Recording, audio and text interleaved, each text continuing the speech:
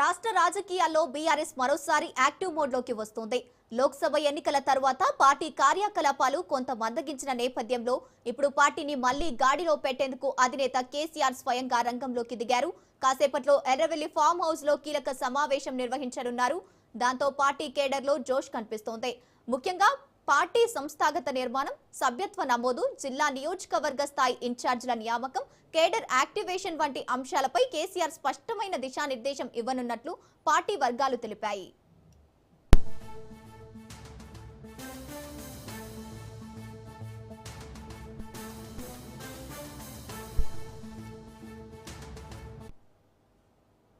రైటిక రాష్ట్ర రాజకీయాల్లో బీఆర్ఎస్ మరోసారి యాక్టివ్ మోడ్లోకి వస్తుంది. లోక్సభ ఎన్నిక తర్వాత పార్టీ కార్యకలాపాలు కొంత మందగించిన నేపథ్యంలో ఇప్పుడు పార్టీని మళ్లీ గాడిలో పెట్టేందుకు అధినేత కేసీఆర్ స్వయంగా రంగంలోకి దిగారు. రైటిక ఇదే అంశానికి సంబంధించి పూర్తి డీటెయిల్స్ అందించడానికి మా ప్రతినిధి సైదులు లైవ్ ద్వారా అందిస్తారు. సైదులు చెప్పండి, కాసేపట్లో ఎర్రవెల్లి ఫామ్ హౌస్ లో కేసీఆర్ అధ్యక్షతన కీలక భేటీ జరగనున్నట్టు తెలుస్తోంది. దీనికి సంబంధించిన అప్డేట్స్ ఏంటి? గంగోత్రి, మరి కాసేపట్లో ఎర్రవల్లి వ్యవసాయ క్షేత్రంలో కేసీఆర్ అధ్యక్షతన కీలక సమావేశం జరగనుంది. ఇప్పటికే హైదరాబాద్ నుంచి బీఆర్ఎస్ వర్కింగ్ ప్రెసిడెంట్ కేటీఆర్, మాజీ మంత్రులు సబితా ఇంద్రారెడ్డి, తలసాని శ్రీనివాస్ యాదవ్, హరీష్ రావు డిప్యూటీ ఫ్లోర్ లీడర్గా ఉన్నారు కాబట్టి హరీష్ రావు, తలసాని శ్రీనివాస్ యాదవ్, అదేవిధంగా సబితా ఇంద్రారెడ్డి వీళ్ళందరూ కూడా హైదరాబాద్ నుంచి బయలుదేరి వెళ్ళారు. సో మరి కాసేపట్లో ఎర్రవల్లి వ్యవసాయ క్షేత్రంలో కేసీఆర్ అధ్యక్షతన మధ్యాహ్నం 2 గంటలకు ఈ సమావేశం ప్రారంభమవుతుంది. అదేవిధంగా మండలి ప్రతిపక్ష నేత మధుసూదనాచారి, అదేవిధంగా మండలి డిప్యూటీ ఫ్లోర్ లీడర్లుగా ఉన్నటువంటి ఎల్ రమణ, పోచంపల్లి శ్రీనివాసరెడ్డితో పాటుగా పార్టీ ప్రధాన కార్యదర్శులు దాదాపుగా 15 మందికి పైగా ఉంటారు. వారందరూ కూడా ఈ సమావేశంలో పాల్గొంటారు. సో ఈ సమావేశం మధ్యాహ్నం 2 గంటలకి ప్రారంభమైన తర్వాత అనేక అంశాలపైన చర్చ కేసీఆర్ అధ్యక్షతన జరగనుంది. తాజా రాజకీయ పరిణామాలపైన ప్రధానంగా చర్చ జరగనుంది. సో దాని తర్వాత ఇక పార్టీ సంస్థాగతంగా బలోపేతం చేయాలని ఇప్పటికే బీఆర్ఎస్ పార్టీ ఒక నిర్ణయానికి వచ్చిన నేపథ్యంలో సో ఇక నుంచి ఎన్నికలు ఎప్పుడు వచ్చినా సరే, అంటే ఎంపీటీసీ ఎన్నికల నోటిఫికేషన్, అదేవిధంగా జెడ్పీటీసీ ఎన్నికల నోటిఫికేషన్ ఇవన్నీ కూడా రానున్న రోజులలో వచ్చే అవకాశం ఉన్న నేపథ్యంలో సో అప్పటికే పార్టీ యాక్టివ్ చేయాలని చెప్పేసి కూడా భావిస్తున్నారు. ఇప్పటికే సర్పంచ్ ఎన్నికల్లో అత్యధిక స్థానాల్లో బీఆర్ఎస్ పార్టీ గెలిచింది. సో అదేవిధంగా మన జరిగినటువంటి మున్సిపాలిటీ ఎన్నికల్లో కూడా బీఆర్ఎస్ పార్టీ ఎక్కువ స్థానాల్లో గెలిచింది.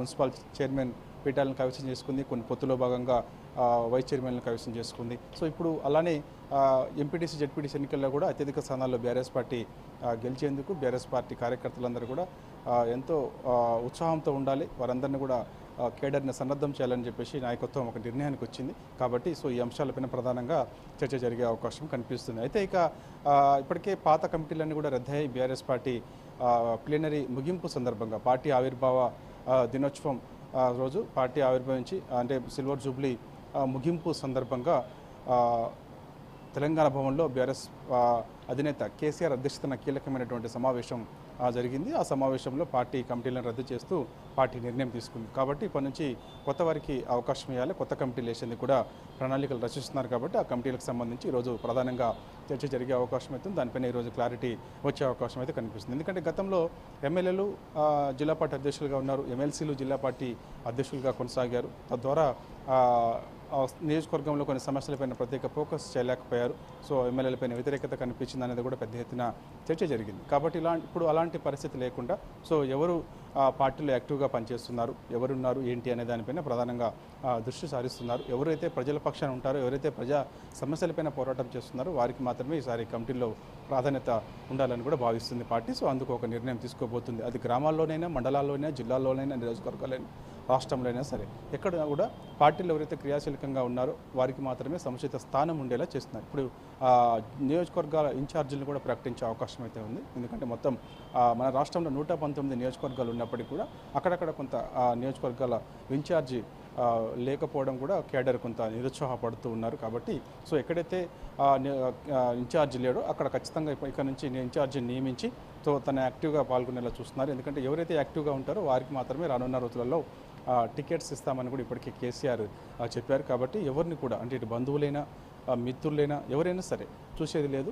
ఎవరైతే పార్టీ బలోపేతం, అదేవిధంగా స్థానిక సమస్యలపైన పోరాటం చేస్తారో, ప్రజల పక్షాన ఎవరైతే ఉంటారో, ప్రజల ఆదరణ ఎవరికైతే ఉంటుందో వారికి మాత్రమే ఈసారి టికెట్లు ఇస్తామని చెప్పేసి కేసీఆర్ చెప్పారు కాబట్టి సో ఇప్పుడు ఇన్ఛార్జీల నియామకాలకు సంబంధించి కూడా ప్రధానంగా చర్చ జరిగే అవకాశం అయితే కనిపిస్తుంది. సో ఎక్కడైతే ఇన్ఛార్జీలు లేరో అక్కడ ఇన్ఛార్జిని నియమించేందుకు ప్లాన్ చేస్తున్నారు కాబట్టి ఎవరున్నారు ఏంటి అనే దానిపైన కూడా ఈరోజు చర్చ జరిగిన తర్వాత ఇన్ఛార్జీలు నియమించే అవకాశం కూడా కనిపిస్తుంది. ఎందుకంటే ఇప్పటికే కాంగ్రెస్ పార్టీ అధికారంలోకి వచ్చి 2.5 ఏళ్లకు పైగా అవుతుంది కాబట్టి మరో 2 ఏళ్ల తర్వాత నోటిఫికేషన్ ఎన్నికల నోటిఫికేషన్ కూడా వస్తుంది కాబట్టి అందుకు ఇప్పటి నుంచే బీఆర్ఎస్ పార్టీ కేడర్ ఉత్సాహంతో ముందుకెళ్లాలి, నాయకులు కూడా అంతాలే పనిచేయాలని చెప్పేసి కూడా ఒక నిర్ణయానికి వస్తున్నారు. ఇక సభ్యత్వ నమోదుకు సంబంధించి కూడా ప్రధానంగా మరి కాసేపట్లో కేసీఆర్ అధ్యక్షతన చర్చ జరుగుతుంది. సో ఈ అంశం కూడా ప్రధానంగా చర్చించిన తర్వాత సభ్యత్వ నమోదు ఎప్పుడు నుంచి ప్రారంభించాలనే విషయం కూడా ఈరోజు క్లారిటీ వచ్చే అవకాశం అయితే కనిపిస్తుంది. అయితే మనకి తెలిసిన సమాచారం ఏంటంటే పార్టీ వర్గాల ద్వారాగా ఉత్తర తెలంగాణ నుంచి సభ్యత్వ నమోదు కార్యక్రమం శ్రీకారం చుట్టాలని కూడా పార్టీ భావిస్తుంది. ఎందుకంటే సెంటిమెంట్ ఉత్తర తెలంగాణ బీఆర్ఎస్ పార్టీకి మొదటి నుంచి కూడా అందుకు ఉత్తర తెలంగాణ నుంచి పార్టీ సభ్యత్వ కార్యక్రమానికి శ్రీకారం చుట్టేందుకు ప్రణాళికలు రచిస్తూ ఉంది. కాబట్టి ఈసారి యువత ముఖ్యంగా, ఎందుకంటే యువత ఎక్కువగా ఉంది. మనం చూసినటువంటి గ్రామ పంచాయతీ ఎన్నికల్లో అత్యధికంగా యువత ఓటు హక్కు వినియోగించుకున్నారు. మున్సిపల్ ఎన్నికల్లో కూడా యువతనే ఎక్కువగా ఓటు హక్కు వినియోగించుకున్నారు. కాబట్టి సో వారందరినీ పార్టీలోకి ఆహ్వానించేందుకు స్థానికంగా ఉన్నటువంటి లీడర్లందరూ కూడా కంకణబద్ధులై సో ఆ విధంగా వారిని ప్రోత్సహించాలని కూడా చెప్తున్నారు. కాబట్టి సో ఒకవైపు పార్టీ బలోపేతం చేయడం, కమిటీలు వేసుకోవడం, తర్వాత ఇప్పుడు సభ్యత్వ నమోదు కార్యక్రమం డిజిటల్ పద్ధతిలో సభ్యత్వ నమోదు కార్యక్రమం ఇవన్నీ కూడా ఇప్పటి నుంచే ప్రారంభించాలి. సమయం చాలా తక్కువగా ఉంది కాబట్టి ఇన్ఛార్జీలు ఎక్కడైతే లేరో అక్కడ ఇన్ఛార్జీలు నియమించుకోవాలి. ఇవన్నీ ఇటుపైన ఫోకస్ చేస్తూనే మరోవైపు రాష్ట్ర ప్రభుత్వం ఇచ్చినటువంటి హామీలపైన ప్రత్యేక ఫోకస్ చేయాలని చెప్పేసి కూడా భావిస్తున్నారు. ఇప్పటికే రైతుల సమస్యలు ప్రధానంగా ఫోకస్లో ఉన్నాయి కాబట్టి అంటే ధాన్యం కొనుగోలు కేంద్రాల దగ్గర చాలా ఇబ్బందులు పడుతున్నారు. ఇవాళ మక్కలు కొనేటువంటి పరిస్థితి లేదు కాబట్టి సో ఈ అంశాలు కూడా ప్రధానంగా చర్చకు వచ్చే అవకాశం అయితే ఉంది. కాబట్టి మక్కలు కొనేందుకు కొనుగోలు కేంద్రాలు ఏర్పాటు చేసి సో త్వరితగతిన మక్కలు కొనాలని చెప్పేసి కూడా రాష్ట్ర ప్రభుత్వం పైన ఒత్తిడి తేవాలని, ఎందుకు అవసరమైతే నిరసన కార్యక్రమాలు చేపట్టాలనే అంశాలు కూడా ప్రధానంగా ఈరోజు కేసీఆర్ అధ్యక్షతన చర్చకు వచ్చే అవకాశం అయితే కనిపిస్తుంది. వడ్లకి ఎక్కడైతే ఒడ్లు కొనుగోలు కేంద్రాలు ఉన్నాయో కొనుగోలు కేంద్రాల వద్ద రైతులు పడుతున్నటువంటి ఇబ్బందులపైన ప్రత్యేక ఫోకస్ చేయాలని చెప్పేసి కూడా పార్టీ భావిస్తుంది. కాబట్టి సో అవసరమైతే కొనుగోలు కేంద్రాల దగ్గర నిరసన కార్యక్రమం చేపట్టేందుకు బీఆర్ఎస్ పార్టీ సిద్ధమవుతుంది. అందుకు ఆ అంశాలు కూడా ప్రధానంగా చర్చకు వచ్చే అవకాశం కూడా కనిపిస్తుంది. ఇక కృష్ణా జలాల నీటి అంశం కూడా ప్రధానంగా చర్చకు వచ్చే అవకాశం అయితే కనిపిస్తుంది. ఇప్పుడు ఉన్నటువంటి కృష్ణా జలాలు ఇప్పటికే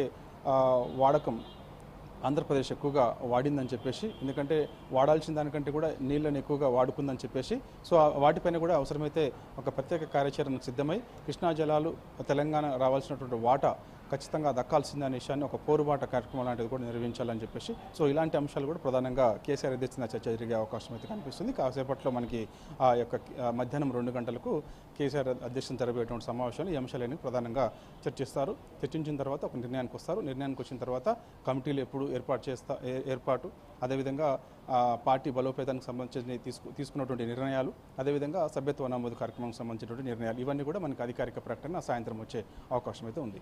రైట్, థ్యాంక్ యూ సైది.